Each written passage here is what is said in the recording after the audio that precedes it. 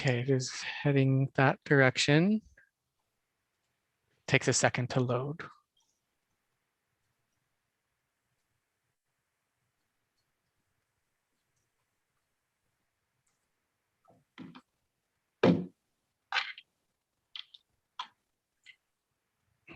Okay, I'm gonna start letting participants in.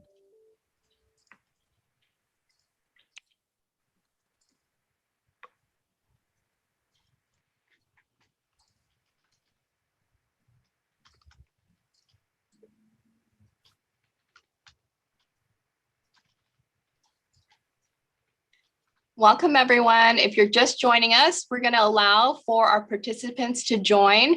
We have a lot of people interested in attending this meeting, so it will take a couple minutes for everyone to kind of file in, so to speak. So thank you for your patience. We'll get started shortly.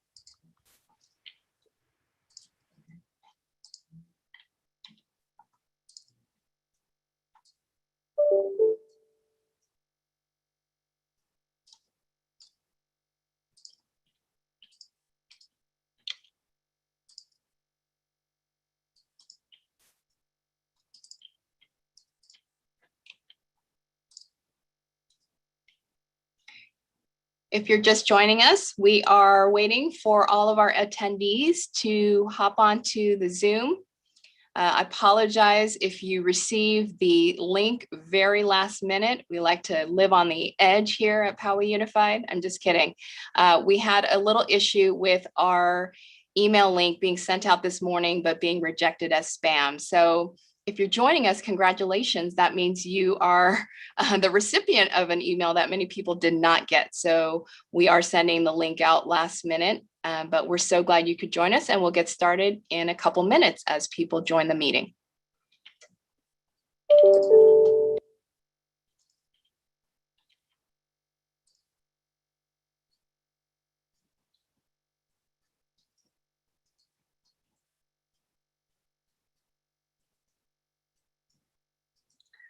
I still see the participant number climbing, so we'll give it a couple more minutes so people don't miss out. If you keep hearing my email, that's people emailing me for the link because we had some email issues with it being flagged as spam. So I'm glad you guys got the link and are able to join us today.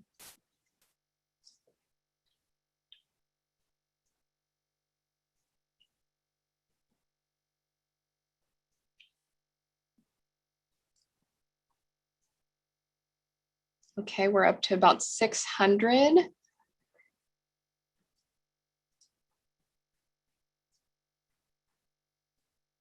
We'll give it a couple more minutes. Thank you for joining us, and thank you for your patience. You are joining the first of two informational meetings on the learning options that PUSD will be offering for the 2021-22 school year.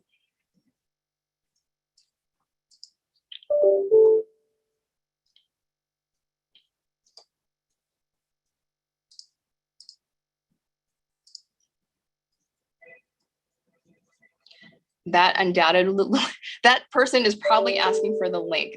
So if you give me just a second, I'm going to mute as people continue joining the meeting.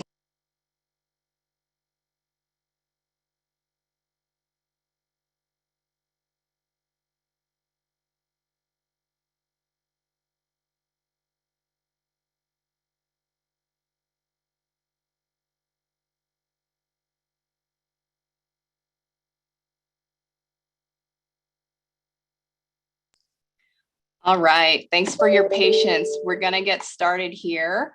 Thank you for joining us tonight on our PUSD 2021-22 Learning Options meeting. This is the first of two meetings. It's also being recorded and being live streamed on our PUSD Board of Education channel. So if you know someone who can't get into the Zoom right now, they can also go to our YouTube live stream, and we'll also be recording it and sharing it with parents afterwards.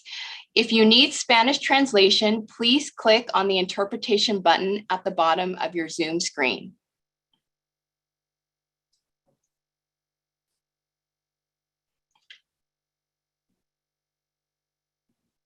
Okay. So next slide. Here you can see the schedule for our informational presentation. Now, due to the large number of attendees and participants, we'll be using a Google form for you to submit your questions during this session and each section. Many of you, of course, submitted in advance, and so we'll address those questions as much as we can during the presentation. Please use the QR code that you see there in the upper right-hand corner if you have additional questions that aren't answered or addressed during the presentation. And the QR code will be on each slide during the presentation so that if suddenly a thought occurs to you or a question occurs to you, you can click on that or scan that QR code. When registration opens for students, returning students on April 1st, you'll be asked to make a selection for the 2021-22 school year.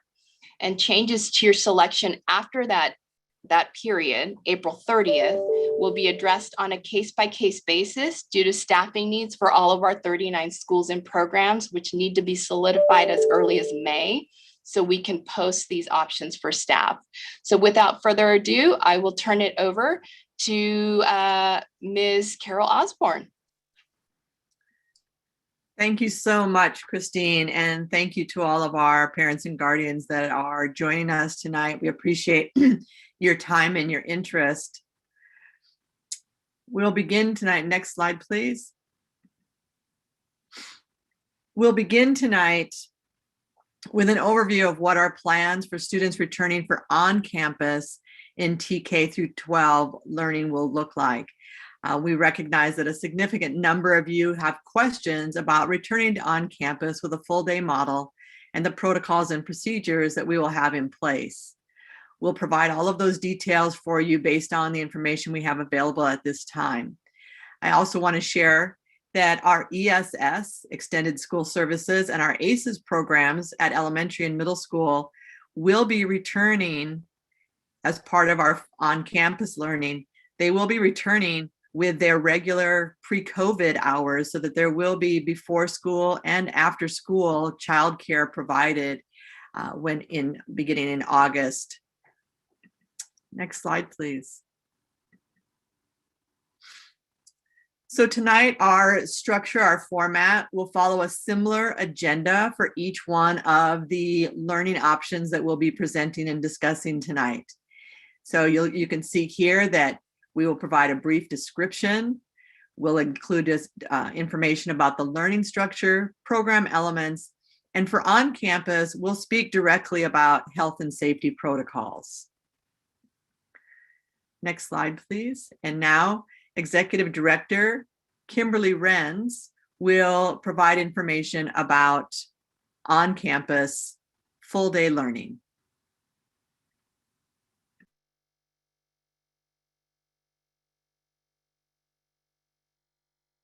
You're muted, Ms. Renz. Thank you. That's helpful. Good evening, and thank you all for being here tonight. We are looking very forward to our return to a regular full day kindergarten through 12th schedule, as well as our half-day schedule for our youngest TK learners in the 21-22 school years. Students will be reacquainted with familiar classroom experiences, structures, and routines. At the elementary level, students will experience a recess break on the playground with peers and a luncheon recess at the lunch tables and have access to sports equipment on the playground. At the secondary level, students will have a passing period and lunch. We'll be following the health and safety protocols that will be in place from the California Department of Public Health. Such mitigation strategies might be physical distancing, mask wearing, and hand washing. There will also be staff cleaning high-touch areas and hand washing and hand sanitizer stations will be remaining on campus during those lunch times. The on-campus full day will have the daily teacher and peer interactions 5 days per week. So the program is going to look very familiar to many of us pre-COVID days. And like I said, we're very looking forward to that. Next slide, please. Let's go a little bit more into the learning structure of the day. At elementary, the school day will return to pre-COVID bell schedules. At the elementary school, if the elementary school had a time bank day, that schedule would resume.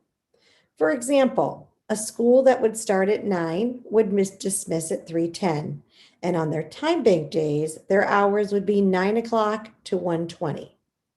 We do have a couple of sites at elementary that do not have time bank days. So a sample schedule for a non-time banking day may be 7:45 to 1:45. I want to emphasize that those are sample schedules. All elementary schools have their own schedules, and you can check specifically back at your site. But if you think back to when we were pre-COVID, those would be our school hours. At the secondary level, schedules would also resume. A sample middle school schedule would be maybe 8 to 3, and at the high school, 7:30 to 2:30. IEPs will be implemented as written, and IEP teams can convene to discuss any changes to goals, services, and accommodations as needed. The grading periods will also remain the same. At the elementary, we'll continue with trimesters, and at the secondary, trimesters and quarters will continue depending upon which school your child attends.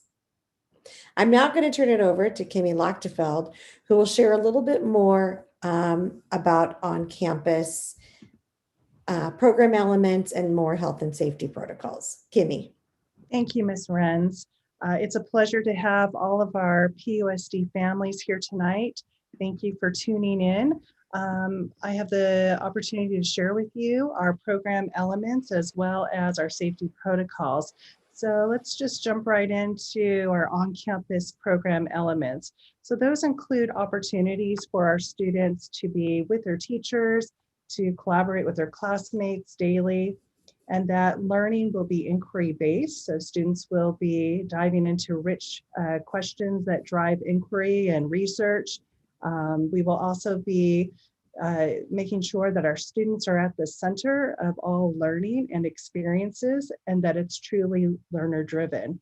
We want our students to have voice and choice in what they're learning on campus, to see that they do make a powerful difference in the world, and that we will be working, students will be working in groups collaboratively, and they will have opportunities to research important aspects around the world and locally that they can make a powerful difference in.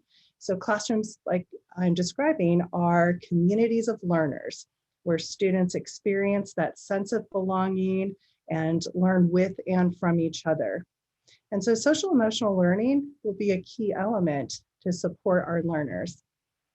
So let's talk about how teachers will use differentiated instructional approaches. So that includes whole group, small group, and opportunities for teachers to work one-on-one with students. Teachers are also going to be utilizing an integrated technology with our one-to-one device program to continue to personalize learning pathways so that students will be able to work on personalized playlists that are at their need and at their level, as well as use current adaptive learning platforms like iReady. And students will be able to work at their own level and pace so that they meet their own learning goals. So let's now talk a little bit about the on-campus experience. So let's begin with our elementary students. We will continue to have the exploration program where students dive deep into different types of explorations in math, science, literacy, hands-on, minds-on. And then, of course, our coveted fifth grade band opportunities, VAPA, plays and things like that. And then, as Ms. Renz described briefly, opportunities to play, see their friends, enjoy the social aspect of student to student interactions during recess and during lunchtime. And then now let's talk about the secondary experience on campus. So we'll continue with our associated student body, which is student government. That will be a strong opportunity and program for students to have voice and leadership on campus. We will see, again, as we are right now, our athletics, and that will be very fun and exciting to see all of that happening on campus, as well as clubs. Students have voice and choice around creating clubs and joining different social activities. We have our career and technical education program like fire science, digital media design, our Project Lead the Way, that really is exciting and hands-on for our students. And let's not leave out our visual and performing arts. So for students who are excited about music, dance, the arts, whether through multimedia or drawing, painting, we have that, ceramics, we have all of that available for our students on campus. Physical education will be an on-campus experience, teaching students the state standards, fair play, sportsmanship, etc. And of course, our electives will continue. So, let's also talk about how science lab classrooms will be an incredible experience on our campus, including robotics, to name a few. So the idea here is that at elementary, middle, and high school, students and staff will be able to deepen connections and really enjoy these in-person experiences together. So let's now move on to health and safety protocols. We got a lot of questions about that. And so we will have some time to answer some specific questions that have come in yesterday and as well as today. And so let's begin with, first and foremost, health and safety will continue to be a top priority to ensure the well-being of our staff, our students on our campus. And so some of the things that we're looking at is potentially to reduce class sizes, fourth grade and higher at specific levels and courses to allow for distancing. So we're looking at that to as one of our strategies. Secondly, masks may still be required if mandated by state and local guidelines. So we'll follow all of the state and local guidelines as we joke around here, as we look into our crystal ball. You know, we try to figure out what things are going to look like in the future. And so we're still held to those mandates, and so we will be following those mandates. Some questions have come up around physical distancing. Yes, we will be practicing those distance guidelines. Many of you've heard on the news from 6 feet to 3 feet, and we will be following all guidelines as I mentioned before. We're going to be talking about how self-screening is going to be done at home, and that as we've brought back our secondary students, the self-screening is not yet something that we started with when we brought our students back, but that's something that we are phasing towards. Our elementary friends have been doing it since October. So that's a really important aspect of health and safety, is that we ask families, students to do the self-screening at home. The safety checks are really critical and important. Next, we also are going to be following all CDPH guidelines for COVID positive individuals, which means that it's so important that we have seating charts for contact tracing, and we're able to, if we do, if or when we have a student or a staff member who does test positive, that we can do that contact tracing and ensure individuals are notified and that they're in quarantine. And then finally, we are depending on our family, parents, guardian volunteers to help us out depending on the current health conditions. So next we will address some questions that have come in regarding on-campus learning. So Mr. Lemaster, I know that you have been combing through. I think we have like over several hundred questions that have come in, not necessarily on campus, but would you like to share some of the common questions that you're seeing from our families? Absolutely. Thank you very much. And welcome to all of our families tonight. One of the questions that comes up is, what kind of social distancing will be implemented for Poway Unified? I know it says we're following guidelines, but what might that look like?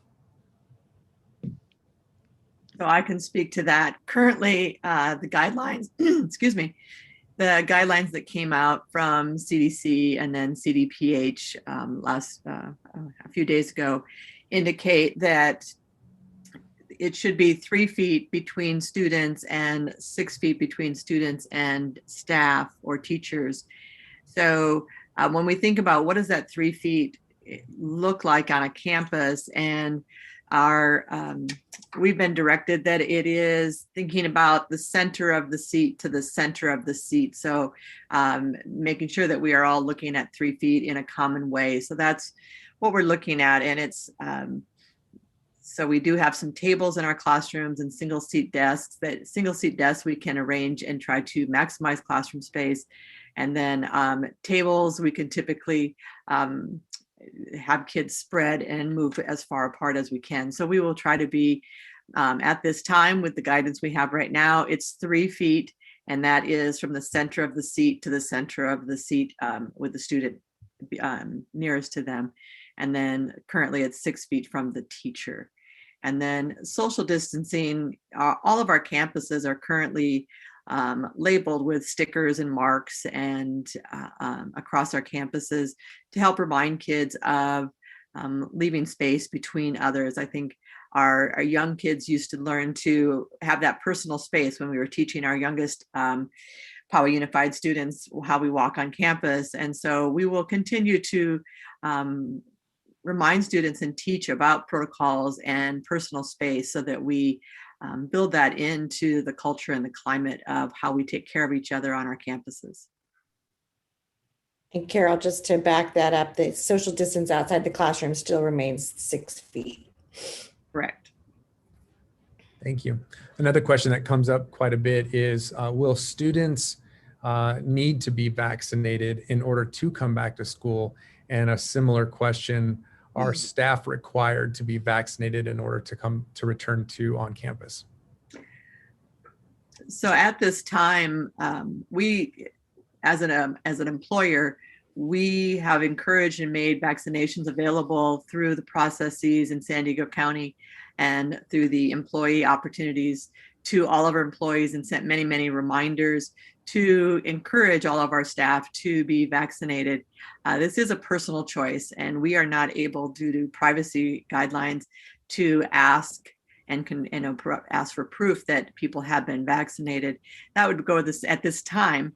I know that we have vaccination guidelines for students to enter school, but to date, we have not been given any information that would be a requirement for students. That but as we know, information changes regularly, so we will update you if information changes. But at this time, it would not be a requirement.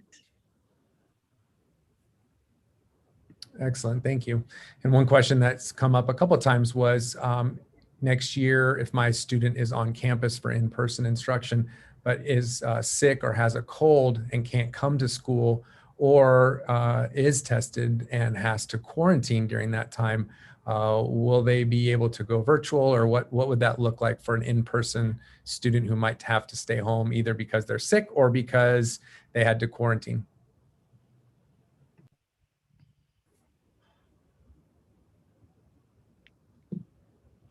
So I will start, and then I'll have Ms. Renz add in, because she is one of our experts with quarantine. I think our best practices previous to COVID were that if a student is not feeling well, coughing, perhaps contagious, that best practice was to stay at home. And we will want to continue to be monitoring and doing those self-checks at home to ensure that kids are coming to school when they're feeling well and no fever and no COVID-like symptoms. And so that will be an important piece. And then the question about if a student is sick, will they be able to switch over to virtual learning? That won't be an option for the on-campus students. So it will be, as we mentioned, it will be similar to pre-COVID school. So if a student misses work or misses a day of school or a couple of days, that there will be an opportunity for students to make up that work and to have time to complete that work and turn that in. And then Ms. Renz, do you want to speak to the quarantine question? Sure. Thank you, Carol. So if any individual on campus, whether it be an adult or student, determines that they have found out that they have tested positive for COVID, we would follow our similar process that we are following right now. We would work with the individual to identify if there are any close contacts. We would also identify whether it's a school-based case or a community-based case, and then follow our protocols on that. Based on their infectious time on campus, we would, like I said, identify any close contacts or not.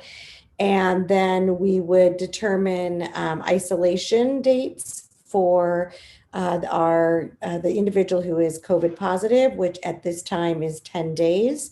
And then for our close contacts, we would identify quarantine days, which is currently 10 to 14 days, 10 days if you are able to come back to school and monitor your symptoms, wear a mask, and socially distance 6 feet from others. And then, of course, those notifications are sent to the family so that we're working in collaboration with families. We then also notify staff and community of any positive COVID case and then add it to our dashboard. So we'd be following the same process and protocols for any COVID positive individual. Hey, team, I just wanted to remind you that when we did invite our families, we split the time in terms of different topics. So we wanted to, if possible, stay as close to our time frame as possible, because we do know we have parents just joining us to learn more about the Connect Academy virtual school. That's the next topic that we'll be covering. Also, if you joined us late, don't worry, we are recording this and we'll be sharing it with families. So if you missed some of the first few minutes of this presentation, we'll be sharing the recording on YouTube as well. So I think we will pass it on to Dr. Burks for the next section. Thank you, and good evening, and welcome, everyone. My name is Dr. Jennifer Burks, and I'm the Associate Superintendent of Technology and Innovation. Joining me today to share about the Connect Academy is Mike Gizzo, one of our educational technology coaches. If you have any questions, we encourage you to type them in the Google form using the QR code located on each slide. We will leave time to respond to the questions at the end of some of the questions at the end of the presentation. Next slide, please. During this presentation, we will be going through the agenda shown here, covering the following topics: description, guiding principles, learning structure, program elements, family involvement, and some of our questions. Next slide. The Connect Academy is our new K-8 virtual school designed with an innovative approach to instruction by blending together the best elements of on-campus school and online education. The goal is to offer families a flexible environment that is both student-centered and future-focused. Connect Academy will operate as its own school. Many of our students and families have found success in a virtual learning environment, and Connect Academy is designed to meet the needs of students and families seeking a full-time virtual option. Next slide. Connect Academy is based on the following founding and guiding principles: student agency, which is defined as learning through activities that are meaningful and relevant to learners, driven by their interests, giving students voice and choice in how they learn. the 6 C's, which include critical thinking, collaboration, creativity, communication, citizenship, and character education, growth mindset, technology integration, and a focus on computer science and digital arts. And now I'd like to turn it over to Mr. Gizzo to share more information and details about the Connect Academy. Thank you. As Dr. Burke stated, Connect Academy is a new virtual school in Poway Unified School District, and it's different in structure and program elements from our current virtual learning experiences. The teaching staff will be comprised of highly qualified teachers who have received extensive professional development related to virtual teaching and who teach specifically at Connect Academy. Our learning structure is designed to blend together elements of in-person and virtual learning. Students will learn online through synchronous and asynchronous lessons. In order to allow for both online and offline learning at Connect Academy, students will be provided non-digital opportunities each day as well. Additionally, students will have the opportunity to collaborate with their peers and teachers through optional on-campus experiences. Next slide, please. Connect Academy utilizes the same curriculum and assessment practices as our on-campus school sites. As you see on this slide, all curricular areas for elementary and middle school will be taught at Connect Academy. Teachers will also utilize adaptive learning platforms in order to personalize learning for their students. A program highlight for Connect Academy is computer science and digital arts curriculum. These areas will be offered through integrated curriculum at both elementary and middle school, with additional options for elective experiences being explored. Both digital citizenship and social emotional learning are essential to the success and well-being of our students and will be integrated into Connect Academy at all levels. At Connect Academy, daily instruction is provided by the teacher. In addition to teacher instruction and support, family involvement and academic support are essential components to the success of Connect Academy students. Next slide, please. Families choose Connect Academy for multiple reasons. Connect Academy provides world-class instruction with highly qualified, credentialed teachers who are carefully selected to provide students with a rigorous, student-centered learning experience. Modern technology and learning tools are used at Connect Academy. Students are issued a district device to access online curriculum. Teachers utilize a consistent learning platform as well as innovative instructional tools. Connect Academy meets the needs of independent learners who prefer a flexible learning environment while maintaining unique opportunities for collaboration, engagement, social interactions on campus. Finally, computer science and digital arts are integrated into the core curriculum, providing students with opportunities to explore coding, digital photography, graphic design, video production, and more. We believe all students can be successful at Connect Academy. Families should choose the learning option that they feel best fits their students' learning style and needs.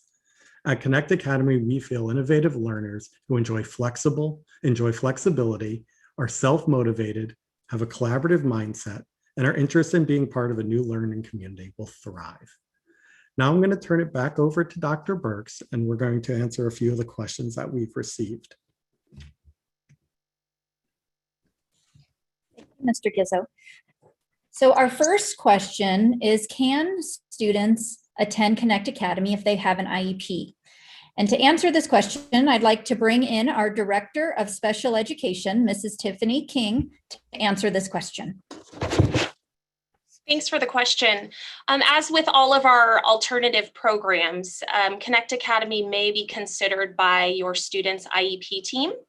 So the IEP team will just need to convene and discuss your child's learning needs, goals, and accommodations, as well as services, and the team will determine if these can all be met in this placement. Thank you so much. Next slide. Question number 2. How is Connect Academy different from an on-campus school experience? I'll go ahead and answer this. The students learning at Connect Academy is equivalent in both quality and quantity to traditional classroom instruction. The main difference is that Connect Academy students have increased flexibility, personalization, and access to integrated computer science and digital arts curriculum. Next slide. Question number 3. Mr. Gizzo, I'm going to ask you this question if you don't mind. Is Sure. Connect Academy separate from a student school of residence? Thanks. Yes, Connect Academy will operate as its own school. We've had many requests from families who found success in a virtual learning environment, and this school is designed to meet the needs of students and families who seek a full-time virtual option. Thank you. Next question. Question number 4. If I register at Connect Academy, can I switch back to my school of residence during the 21-22 school year? Registration, I'll go ahead and answer this question. Registration at Connect Academy is a commitment to joining a new learning community. If a family would like to return to their school of residence during the school year, a placement change can take place at the upcoming grading period, pending space and availability. Next question. This is a little bit different from the last one. Can my child return to his or her school of residence after the 21-22 school year? Mr. Gizzo, can you answer this for us? Sure. Families will have the option to return to the school of residence for the 2022-2023 school year. Thank you. And I think that was our last question. We do have a couple other questions that have come in. I believe based on time, we have just a few more minutes to answer a couple of those questions. Will the virtual teacher be from my child's home school? You want me to take? I can take that Yes, one. please. Thank you. Okay. So since the Connect Academy is going to be its own school, the teachers will be specific to Connect Academy. So they won't necessarily be from your from a school of a previous school of residence. Great, thank you. And I think we have time for one more question. I'm just looking on the Google form. Will there be opportunities, Mr. Gizzo, for on campus at all? Yes. So part of the design of Connect Academy is to have optional opportunities for students to come on campus for the collaboration and other with other students and their teacher. Perfect, thank you.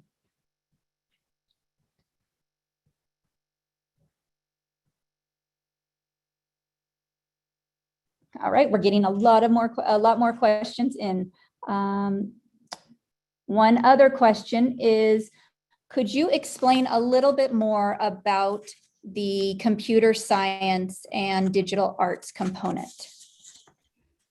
Sure. So when we look at computer science and digital arts, we're looking at integrating those topics into curriculum starting as early as kindergarten. So some examples of that is we can integrate computer science or coding through digital storytelling. So it integrates with kindergarten, first grade, second grade students. They can code a story and tell a story through computer science. On the digital arts lens, kind of that same idea. How might we be able to empower our students to share their learning through different means? So how might we share our learning through digital photography? How does that enhance our current learning? So we're going to integrate on the K-8 level, and then we are exploring opportunities for electives in those curricular areas as well. Perfect. The next question is Connect Academy the virtual option? So just to clarify, yes, Connect Academy is the virtual option for the upcoming year, and it will be its own school for the next year. And then following those outgoing years, we're very excited about being able to offer a virtual school moving forward. Okay, I think that wraps up Connect Academy, unless anybody had any other questions that they saw on the Google form. Dr. Burks, we do have a little time before the scheduled time for the next topic. I wonder, were there any questions that related to on campus that we might be able to go back to that we weren't able to tackle? Sure. I do want to address one question regarding Connect Academy. It's regarding how do we ensure students in the virtual or other non-campus options are truly residing in the district? The concern is that they may draw on district resources and not actually live in Poway Unified. So to enroll in any of these programs that we're discussing tonight, there is the enrollment process that everyone must verify their addresses. And if people are requesting to attend Poway Unified from outside of the district, we have our IDT process, which is open now, and that we still verify addresses to see, and then those are approved on a case-by-case basis. So we do have a system in place. It's a system that we've had in place for years, and we will continue to use that. And families do need to live within Poway, and we do accept a certain number of outside intra-district transfers each year, but it will be it's a case-by-case basis because we want to make sure that impacted schools with Poway Unified students have priority for our on-campus campuses. So we do monitor that carefully. Thank you, Ms. Osborne. I think another question that's been asked is, will Connect Academy be taught by PUSD teachers? So yes, so all the teachers at Connect Academy will be PUSD employed teachers, especially with like giving the opportunities for on-campus experiences. The teachers will be PUSD teachers who are giving opportunities for students to come on campus and collaborate, as well as providing virtual instruction. Great, thank you. I'm just going to keep kind of asking a few more, Mr. Gizzo. Will there be live instruction daily by PUSD teachers for students in the Connect Academy? So when we talk about instruction, we talk about synchronous and asynchronous instruction. And just for a point of clarification, when we reference synchronous instruction, we're referencing live instruction being delivered to students online through a digital platform such as Zoom. So yes, there'll be daily synchronous live instruction being provided to all the Connect Academy students, as well as ample time for asynchronous work where teachers can support students in their independent learning, and some offline activities to give students time away from the device. So we're really looking to blend those three pieces together to give a holistic learning experience for our students. Thank you. Ms. Rend, I have a question to ask you that's come in. There is some question around the dual language program and if there's a connection with the Connect Academy at all, or if that dual immersion program like that at Valley or Adobe Bluffs is an on-campus option. Thank you for that question. Yes, we're very proud of our dual language programs, and they will be on-campus options. We have the Spanish immersion at Valley and the Mandarin immersion option at Adobe Bluffs. Excellent, thank you. And we want to make sure that we hold to our time too. We probably have a few more questions that I've seen, but we want to make sure that we have enough time for the next group and any new participants to join us as we share about Poway virtual courses next. And just to clarify for our families, the Connect Academy at this point for this coming school year is K-8, correct? That is correct. And so the next virtual option for 9th through 12th is the next topic, Poway virtual courses. Correct. Okay.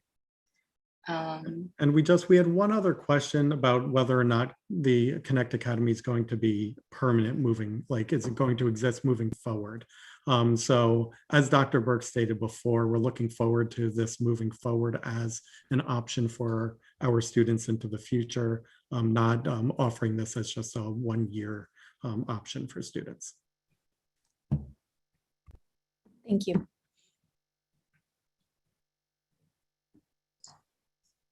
So we're going to pause right now. The 6:20 time slot is for Poway virtual courses.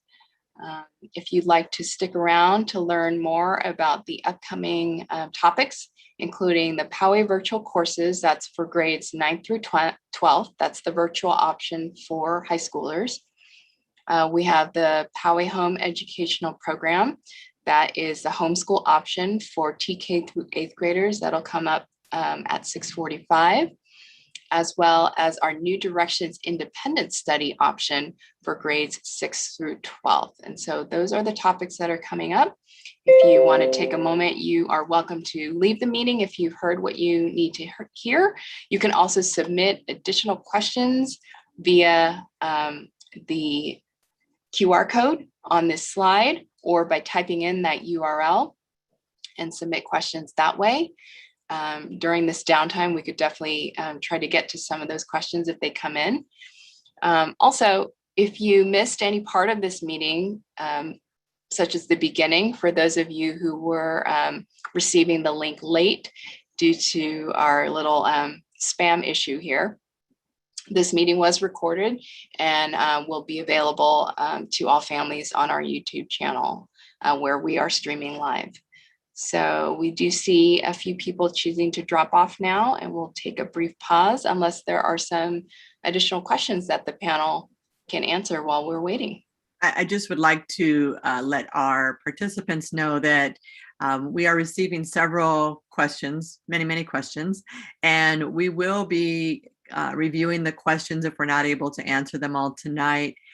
We will be creating an FAQ and making that available on our website as well, so that we know that these are big decisions to make for next year. And so we will be compiling the FAQ and making the information available along with the recording of these webinars.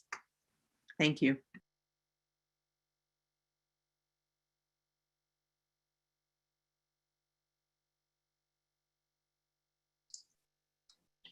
Do we have any more questions that have come in?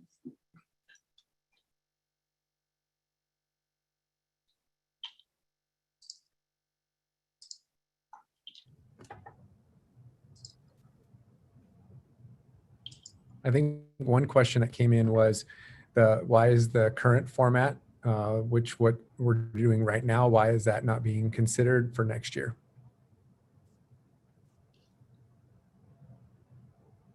Or is it being considered? Meaning the hybrid? Yeah. Mm-hmm.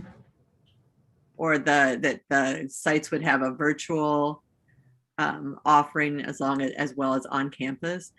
I think that what we have found is that we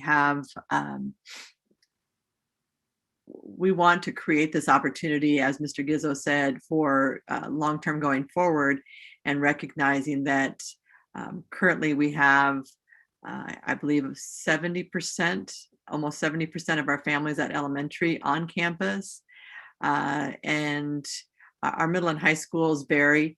But we feel that as athletics and everything is coming back, and as vaccines are being opened up, we saw today that even in our San Diego County, that vaccines will be open up soon for people 16 and older.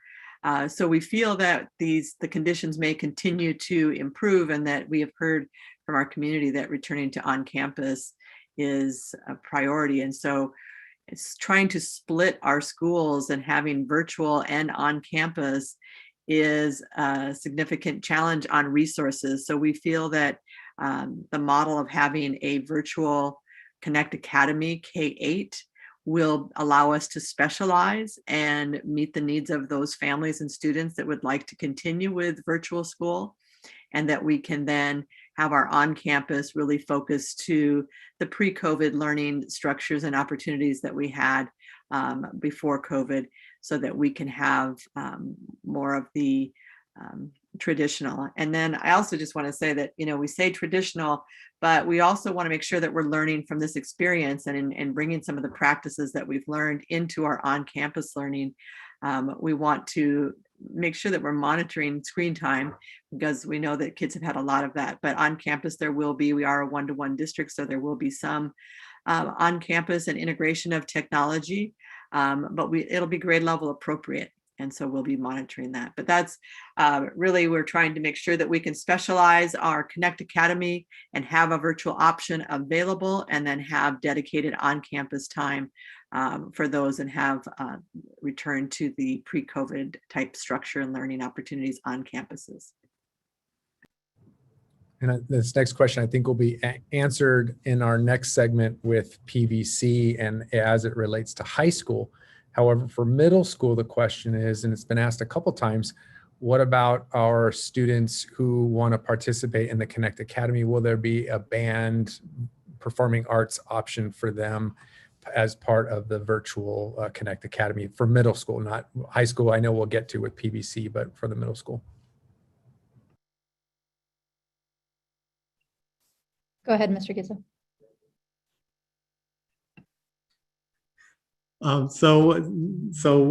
Some of the decisions really are going to hinge on enrollment. We're looking at, obviously providing as many opportunities for all of our students as possible, and that's inclusive of a band and orchestra and the performing arts, in addition to the visual arts.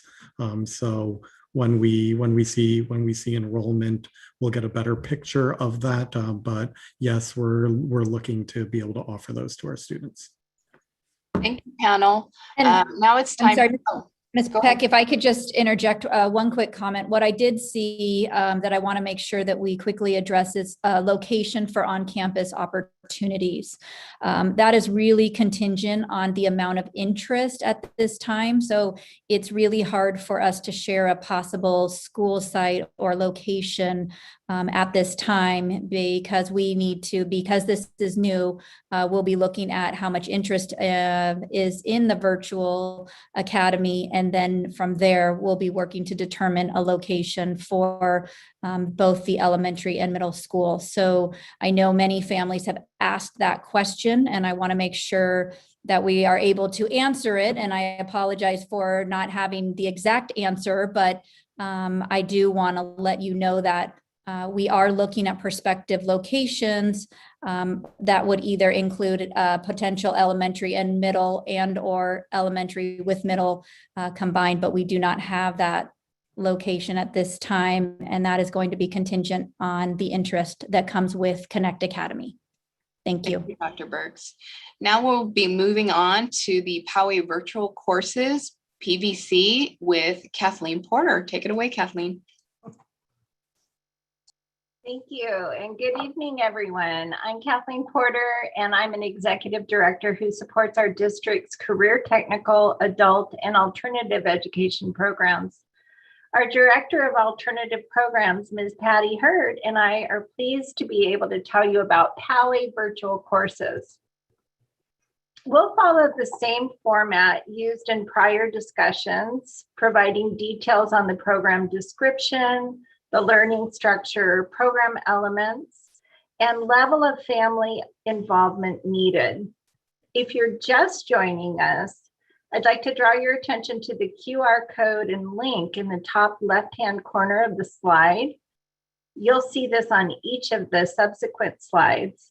You can use that link to submit any questions you may have during our presentation.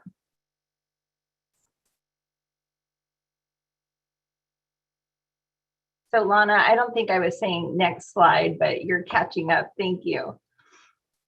Typical reasons students take PVC courses are to free up room in their schedules for other electives, for advancement, or just to experience online learning. Online courses have been available to high school students in Poway Unified School District since the early 2000s.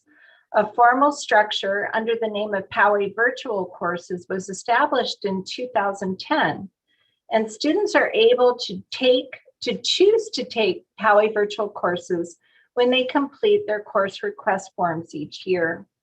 What's new for 21-22 is that we will be expanding PVC course offerings in two ways.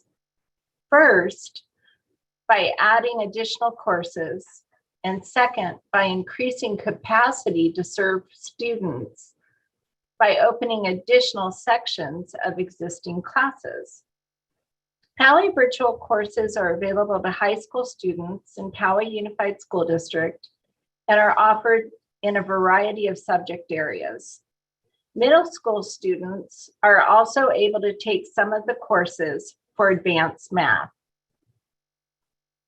Poway virtual courses are offered in addition to students' in-person on-campus learning or independent study schedules. All courses are taught by the same highly qualified teachers using our PUSD curriculum. Next slide.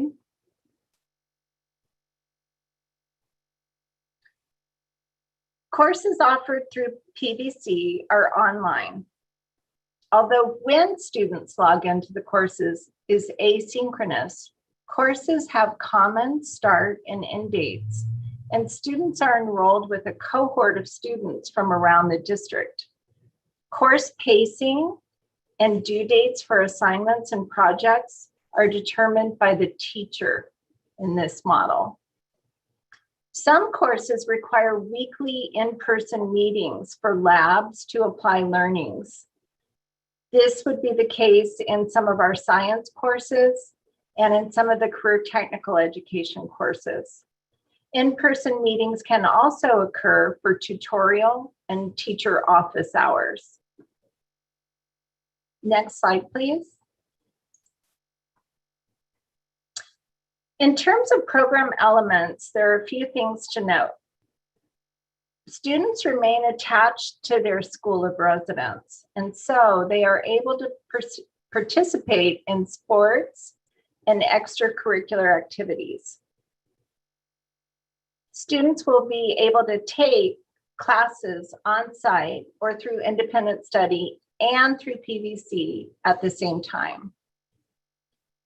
Classes offered through PVC meet Poway Unified School District graduation, college entrance, and NCAA eligibility requirements.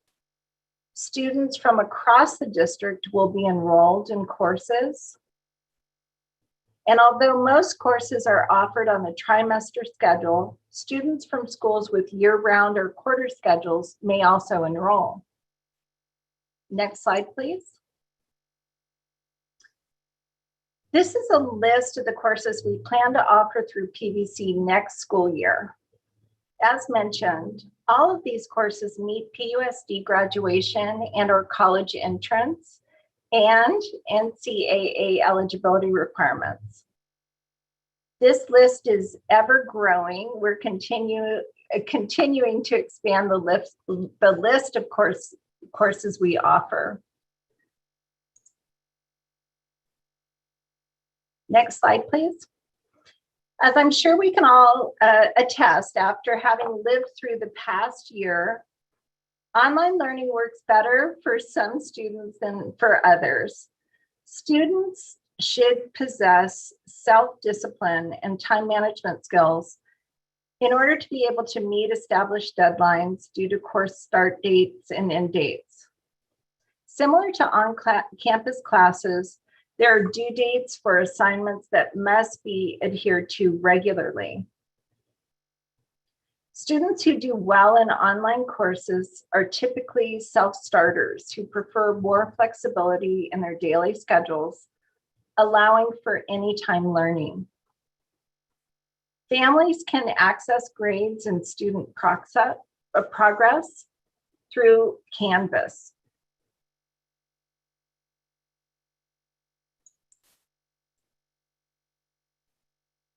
Next slide. we had a few questions that came in prior to the meeting. So we wanted to have a chance to answer those, and then we'll open it up to additional questions. So the first question was, is there any plan to allow a more hybrid approach if on campus and virtual courses? Some students thrive online yet need a dose of real on-campus experience for balance. So the answer to that question is yes. This option is a hybrid option. PVC courses are taken in conjunction with courses students take either through their school site or through New Directions. The second question that came in is this a choice for the entire school year, or is it each trimester that we have an option to change? So the answer to that question is this option is trimester by trimester. Students can request to take grade level classes through PVC in one or in all three of those trimesters. And then the next question that we had come in was, what's the difference between Poway home education and Poway virtual courses? So the distinguishing factors of these PVC courses are, first of all, that they are offered to grades 9 through 12. Courses have common start and end dates with due dates for assignments established by the teacher. Classes offered through PVC are taken in conjunction with courses at the student's school site or New Directions, and the courses are fully online. There was a question about whether PVC courses currently offer any AP courses. So at this time, no AP courses have been developed. However, we do have some in development currently that would be available in future years. Another question that was asked is it possible to combine and blend options? For example, could a student take courses at New Directions and at PVC? So the answer to that is yes, it's absolutely possible to combine some of these approaches. Students can take classes at New Directions and at PVC. That's exactly what it's designed for. Students are able to customize their options and can work with their school site counselor or our alternative program counselor to properly complete their course request forms. So I'm going to take a look at what questions might have come in on the form, and we can move over there. Kathleen, I can ask you one of the questions. Are any of the Poway virtual courses available in the summer? Oh, yes, we do. We do have some summer courses, and we are actually currently expanding some of those opportunities. I know health will be offered this summer, and Ms. Hurt, do you want to tell us some of the other ones? Sure. We're looking to offer Spanish 1-2 and Spanish 3-4, as well as Biology 1 and 2 through our PVC program in summer. Thank you, Patty. And then another question, and I think this is probably an individual student decision, but can a student attend full-time on-campus school and also possibly take a course or two through PVC at the same time? Well, the answer is yes. Quite a caseload. Yes, a student can certainly do that. I think it would be something to work with the site counselor in scheduling and helping that student make those choices.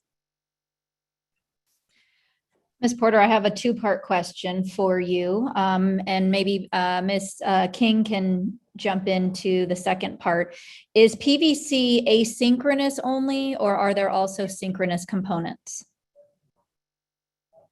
Okay, so with PVC, so we have these common course, the start dates and end dates. There are some courses that have in-person synchronous learning.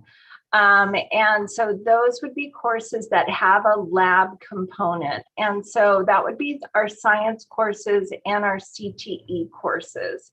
And so when we have a lab component of a course, students would come once a week to a lab. Typically, those are on Mondays, late afternoons outside of the school day schedule. And so they don't interfere. Mondays were chosen because they don't interfere with sports. Great. And part two, and either if you want to take it or Ms. King, can a student with an IEP participate in PVC courses? I will say absolutely, and I'll let Ms. King expand on that. Yes, absolutely. And just like the other alternative programs, what we'll want to do is meet with the IEP team to determine appropriate accommodations. And if there's goals aligned with the course, we'll want to make sure those can be implemented appropriately as well. So definitely those courses can be taken as well. Thank you. And Kathleen, this one is similar to the one that we answered earlier, but if my student is wanting to take PVC courses, can they participate in their favorite pastime class program, thinking of band, orchestra, choir, dance, those types of things? You mentioned athletics. Is that the same for some of our extra and co-curricular and performing arts type programs? Yes, the PVC courses are designed to be taken in conjunction with student courses on their campuses or again through New Directions. So that does enable students to participate in those extracurricular kinds of activities or other curriculum on their campuses that maybe we don't have available yet through PVC.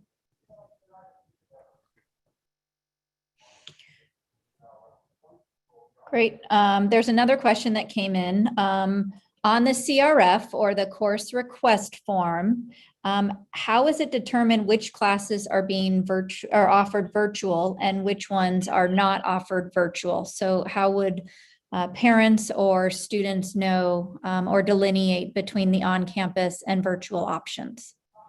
So for a high school course request form, the CRF process, the PVC courses are called out specifically. So parents and students should be able to see which courses are PVC just by looking at the course request form.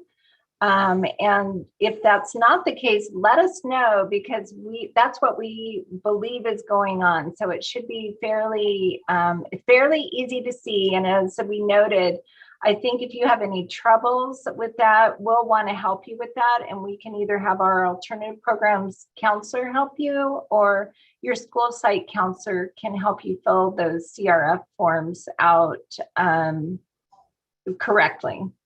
And if I can add to that, the online courses will start with a number other than 0.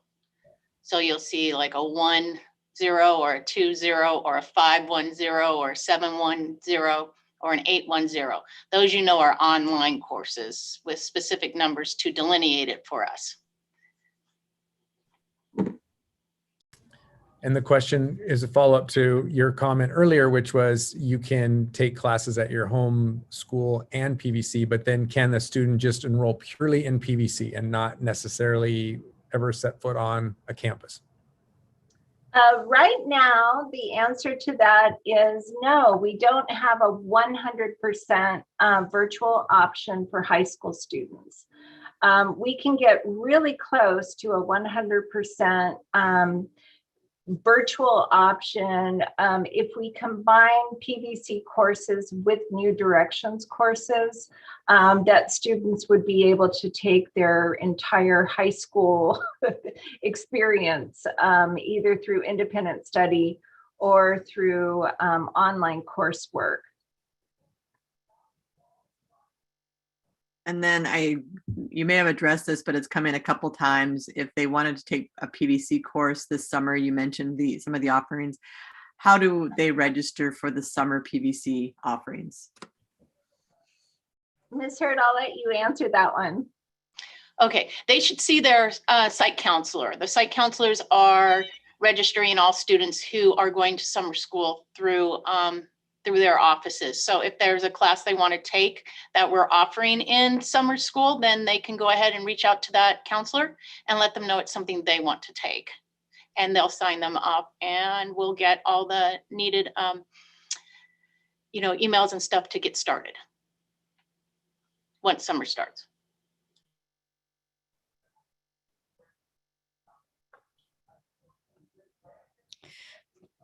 Great. One other question I see that came in is, could an incoming ninth grader take a PVC course between their 8th and 9th grade year? I was just going to pop back on and say, except for incoming ninth graders, they are not actually high school students yet, so we cannot give them credit for classes taken before they are officially ninth grade students. So at this time, we do not have any PVC classes for incoming ninth graders.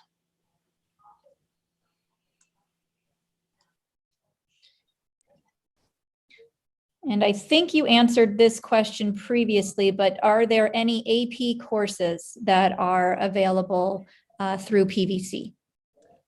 We did answer that earlier, but I know that it was something that was asked a lot in questions. So I know there's a lot of interest in AP courses.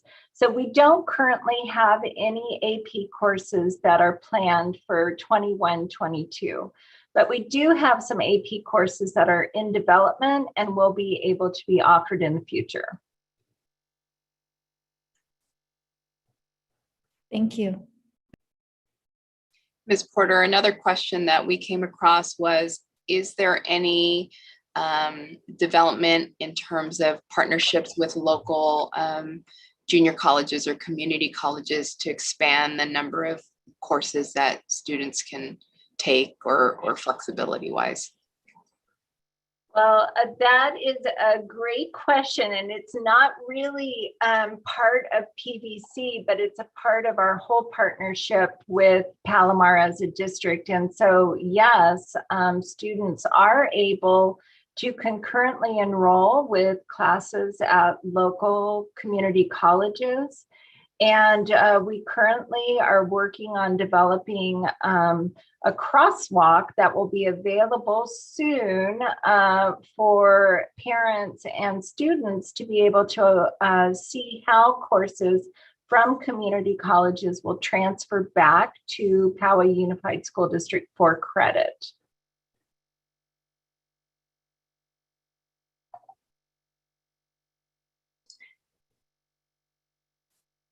Thank you. And was this question answered?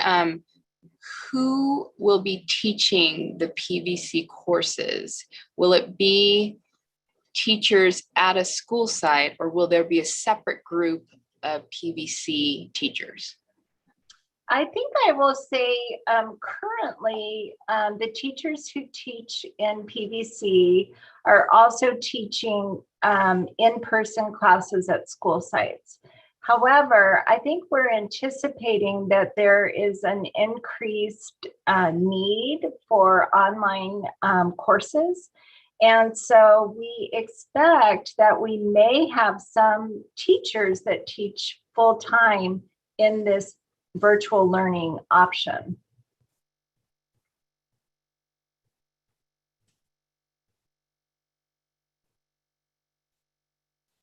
I think we have 2 minutes before the next segment. There's a question about is PVC courses only for certain students who need to catch up in the summer? So I want to just clarify that no, the Poway virtual courses are regular courses that go on students' transcript. Some of our summer school that we offer at high school is for credit recovery, and that's a different purpose. So we're not talking about that right now. We're talking about Poway virtual courses that would be our regular high school courses that they're able to take online.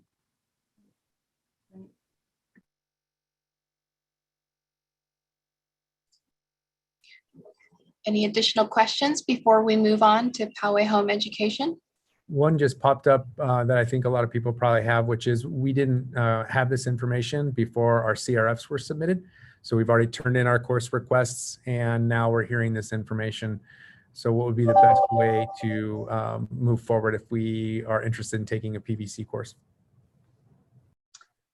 So I think the best way to move forward would be to talk with your school site counselors about your desire to take a course through PVC, and just let them know that.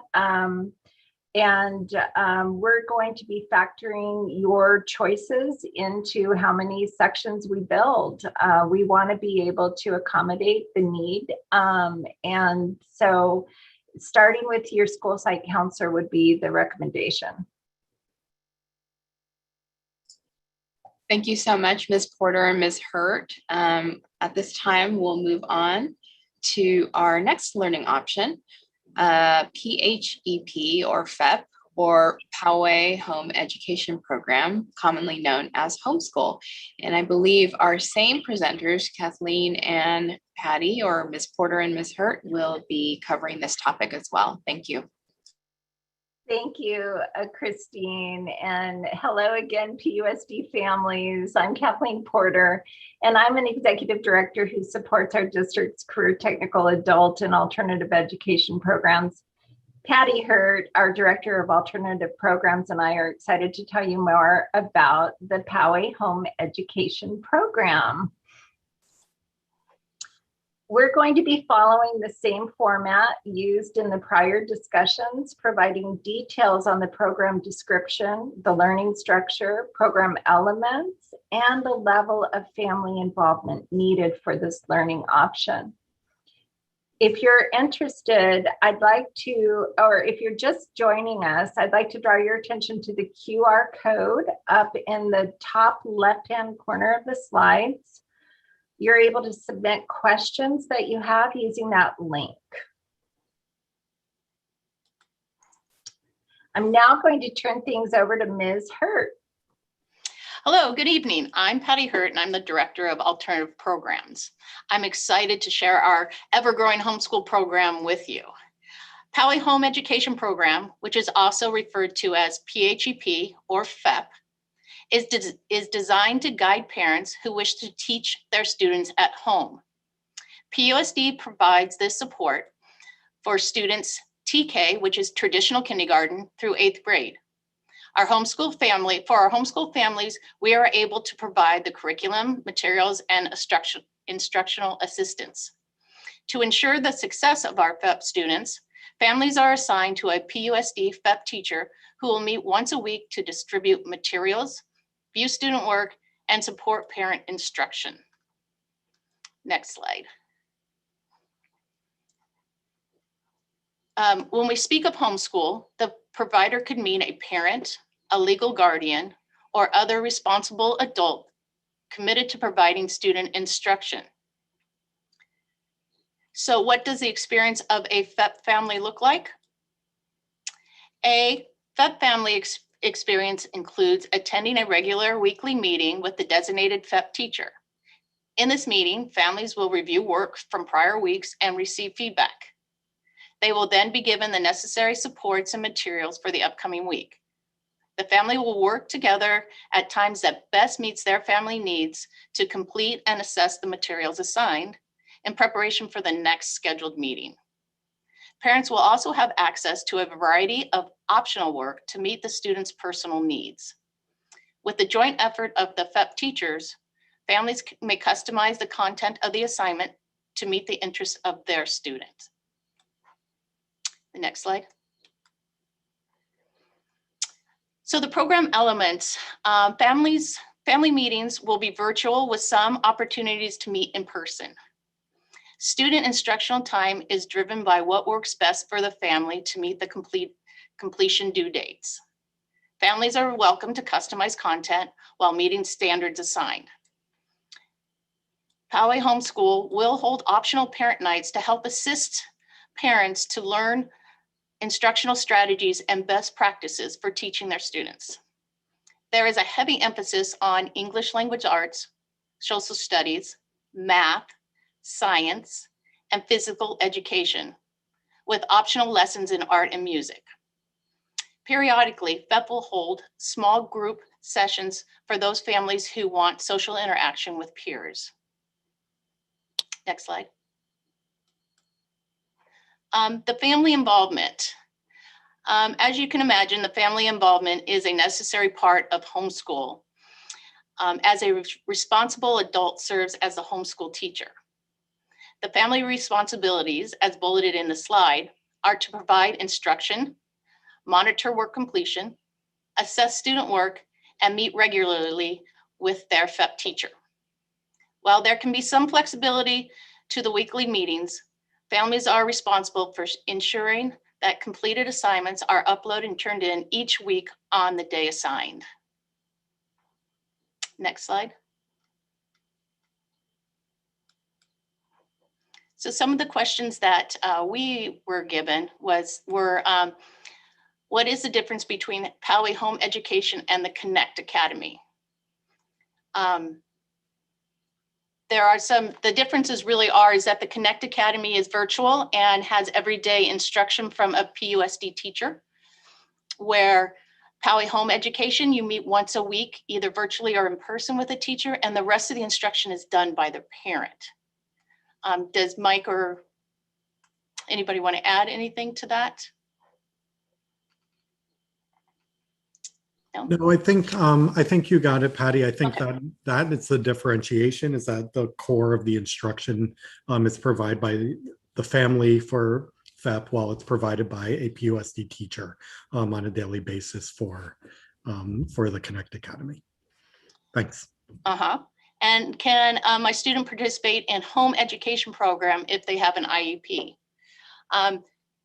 Tiffany can chime in on that one if she would like as well, but once again, it goes back to the idea of if the IEP team feels that the goals and all the services of the student can be met in this avenue, then yes, we can support students with IEPs. Tiffany, did you want to add anything to that? Great job, Patty. Thanks. There will be a meeting will need to be held, and we'll have to do a change of placement and all that kind of stuff, but it has happened, and we do have some special needs students in homeschool who have been very successful. Are there any other questions that? A couple questions, Patty. The first one is a lot of parents expressing interest, but feeling intimidated or at just the thought of being their child's teacher. Right.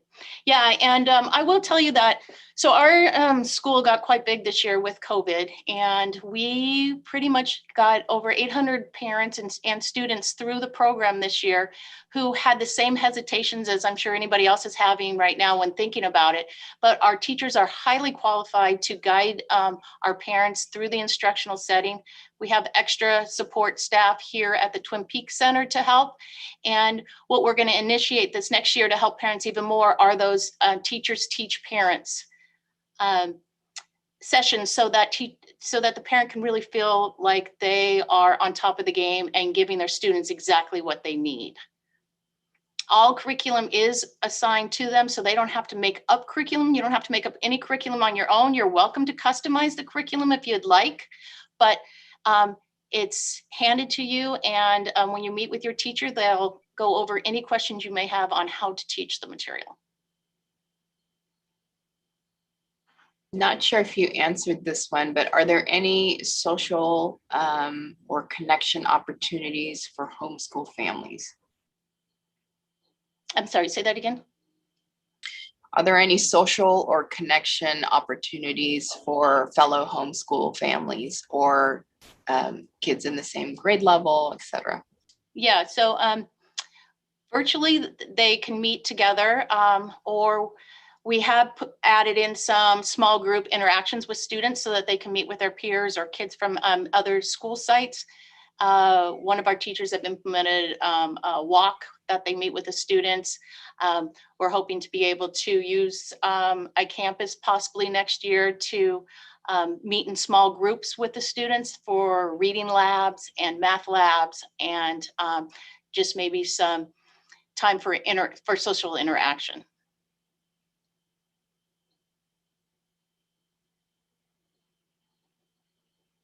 Patty, there's a question here about switching back to in-person. If you started out in home education, could you switch back to in-person mid-year? Yeah, so switching back would have to go at the trimester at the end of the grading period, and when the next grading period starts, so that the student has a smooth entrance and exit from the two programs. And we keep to the same pace as the school site, so the transition can be flawless. So it's very, it can happen.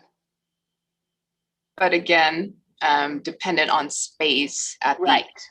the in-person program as well. Absolutely.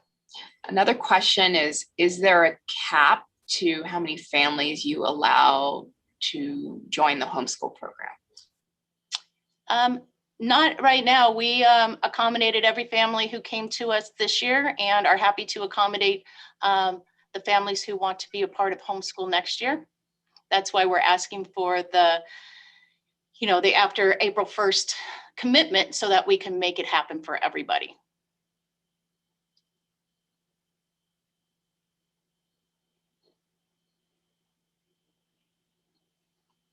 Any other questions regarding Poway Home Education Program?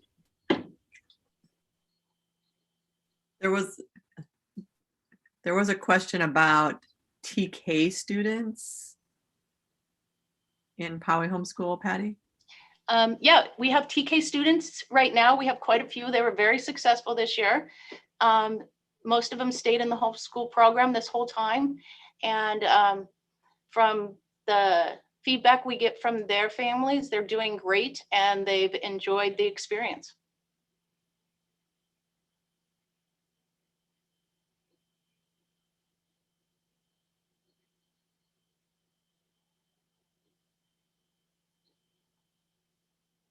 Again, if you have a question, please submit it via that QR code on the slide. You can just scan it with your cell phone camera and it'll take you right to the form to submit questions, or you can type in that link, bit.ly/PUSD learn. I also put the link to the questions in the chat as well. So a few ways you can access that.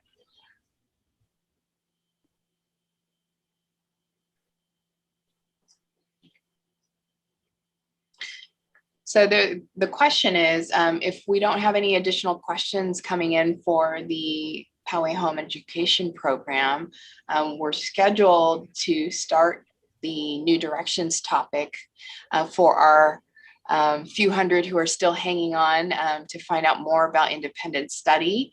I think if the group agrees, we can maybe start ahead of schedule then.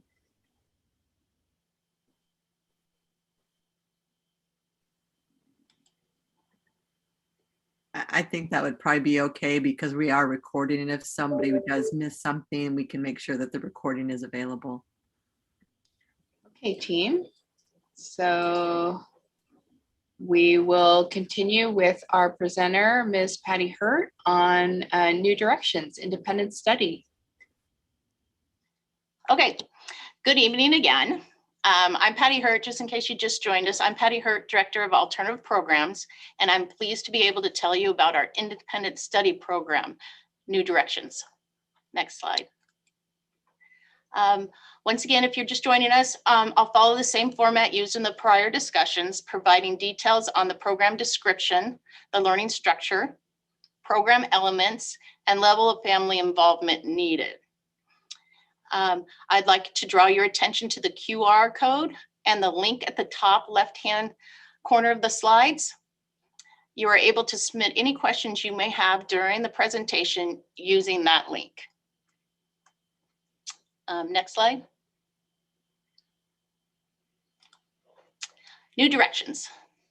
New Directions is an independent study program for students in grades 6 through 12. New Directions was first created to allow high-performing athletes and actors the opportunity to engage in those areas during the day and do their schoolwork when it best fit their schedules. As time has progressed, the need for student flexibility has steadily increased, and New Directions has become the perfect fit for a growing number of students. This has resulted in the significant expansion of New Directions and other alternative programs, as you've seen. These new and growing opportunities allow all students to build the learning environment that best suits their academic and social emotional needs. Next slide. The learning structure in New Directions, students make regular visits to the New Directions location at the Twin Peaks Center or join their teacher virtually. They will meet at least weekly with their teacher to review assignments from the prior week and receive assignments for the upcoming week. These regular visits help students stay connected and on track. New Directions provides a variety of instructional supports for students. During the week, students have the opportunity to attend tutorial time in the Learning Center to ensure the successful completion of their learning. In addition, math and science classes have in-person and virtual instructional time once or twice a week. Project-based learning is a key aspect of the program. This means that students have the opportunity to choose real-world and meaningful projects that meet course objectives and standards. If a student has an IEP, the IEP team will need to meet and discuss the learning needs, goals, and services and determine if they can be met in this placement. Next slide. The program elements. It is expected for New Directions students to take one 4-week class at a time for a total of at least 6 classes per semester. With this class, students have the option to take an additional course, for example, a New Directions math course or science class, or a class at the school site, or even like we were talking about before, a PVC course.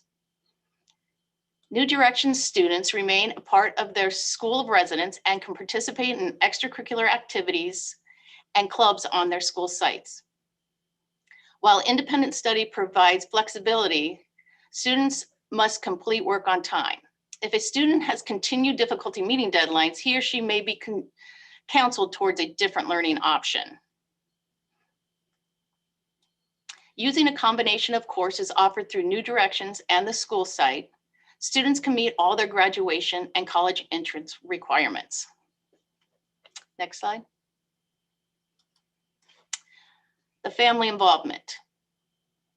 Like homeschool, the family involvement is really a top priority here. New Directions families become our home coaches, making sure students are putting in the time needed to complete the 20-hour study guide and any additional work that is due. Families and staff work together as a team to support and encourage each individual student to reach their individualized goals.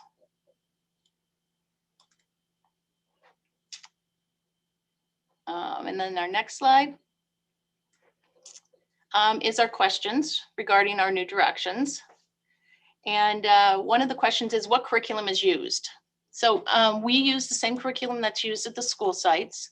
And once again, all our curriculum is college prep.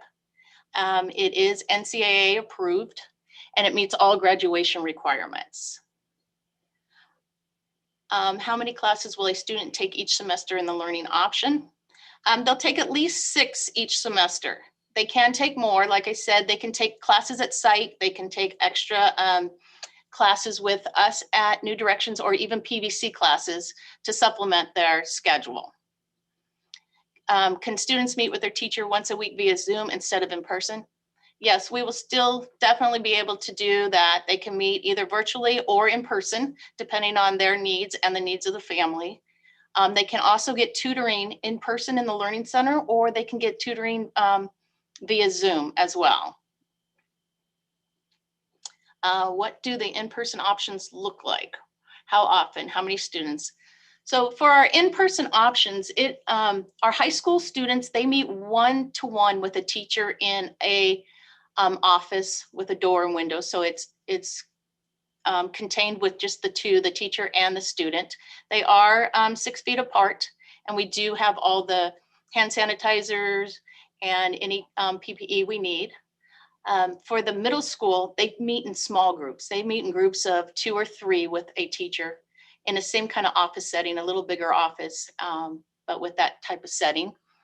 When they come in for tutorial, they are spaced in a very large learning center, at least 3 feet apart from each other. And we have tutors in there that walk around and help the students. And then in our math class and our science class, the students will still be 3 feet apart, and they'll be anywhere between 8 and 15 kids in a class, in a math class or science class that is meeting in person. And then we will also be able to stream the class virtually for those who can't be in person. Are there any other questions I can answer with regards to new directions?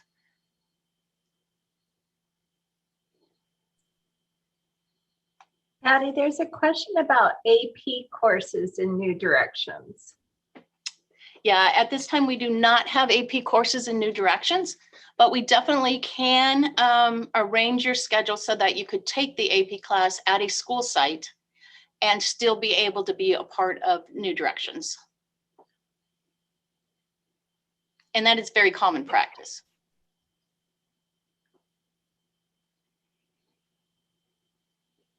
There's also a course about can we combine New Directions and on-campus classes, which you just answered. So just like for AP, it could be for any course. Yeah, it could be for any course. We just have to make sure that we can make the time schedules work, but it's very seldom that it does not work out. So then the second tag on to that question is, which campus would a student attend if they decided to do some in person? They would attend their school of residence if that's where they would like to attend. If it's a specialty course that maybe only one school has, then they can attend the course on that school campus. But for the most part, they attend their school that they would attend if they were in class.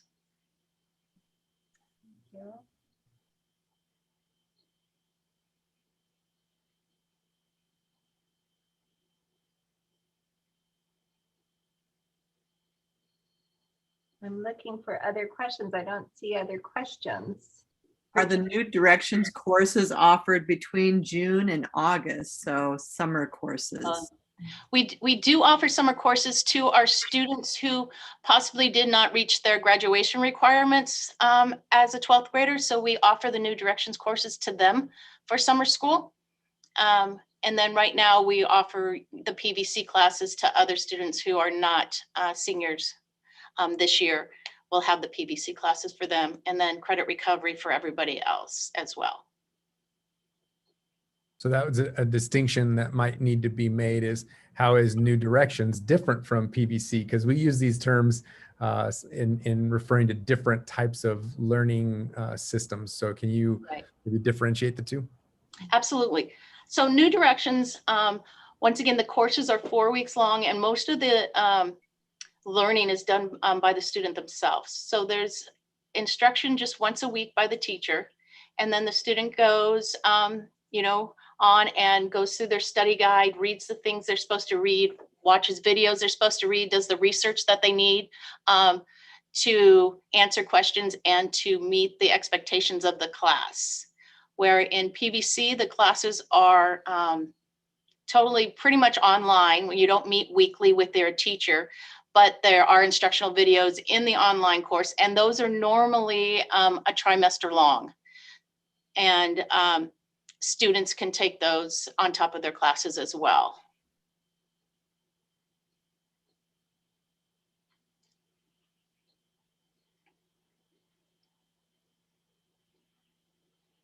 And so at New Directions, the reason we take one class at a time is because we take a full term worth of the course in 4 weeks.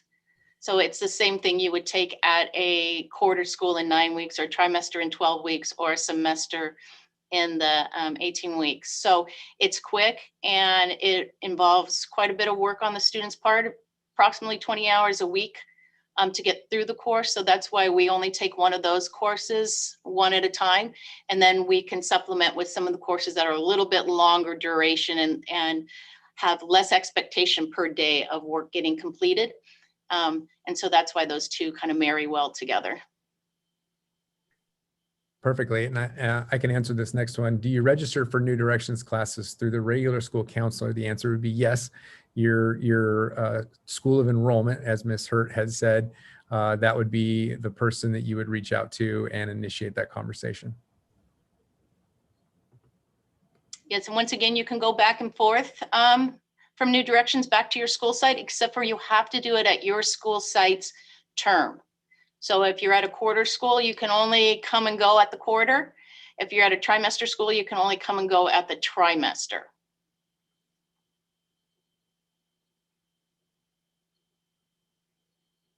And I think the why behind that, Patty, is important. And I know you have shared, it's important that the teacher of record is able to close out the grading period with the student, because when there are transfers between programs, sometimes there are issues that come up in the system. So we want to make sure that we are making changes at the grading periods so that students are graded by the teacher of record for that grading period. Yeah, and there are some ed codes that talk about how once a student starts a class, they have to finish it, or they have to get a withdraw fail from the class. And if they're coming from a school where they had 4 classes and they can only take 1 with us, they have to drop 3. So that's another reason why we just do it at the quarter, to make sure that students aren't penalized in any way for the move.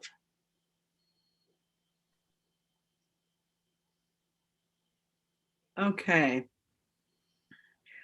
I think, Patty, is there any other questions, Mr. Lemaster? Are we good? I think we've covered them for New Directions. Okay. All right. So let's go to the next slide. I know that there were some questions about a specific schedule for Connect Academy. Can we see some sample schedules? And then there's also questions about protocols for quarantine. So we will be following up with more information and continuing to answer some of those questions and sending out communications regularly, as well as making sure that information is continued to be added, as we've said. So the complexity of staffing, enrollment, and knowing the numbers of students and classes we need at every elementary school, every middle school, and every high school is complex in a typical year. Now we are looking at, we've always had Poway homeschool, but we've always had about 35 students in that program. This year we had 600.